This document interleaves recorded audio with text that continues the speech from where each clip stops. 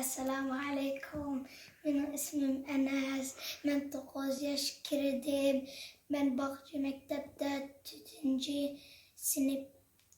sınıfı okuyman. Ben Kur'an'ı pek yaşkırman. Ben Kur'an'ı pek yaşkırman. Ben bugün ana dilim bu şiirini okuyman. Ana dilim cilvem cazibem, ana dilim güher hazinem, ana dilim Mekke Medinem, ana dilim özü bir alem. Yürümaydı tarihim sensiz, cehalettir bu dilim sensiz. Bir parça güç bu dilim sensiz. Görünmeydi menzilim sensiz.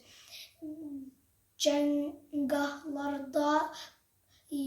yarak ana dil, yürüyüşlerde bayrak ana dil, güneş gibi parlak ana dil, ben sana bek amrak ana dil.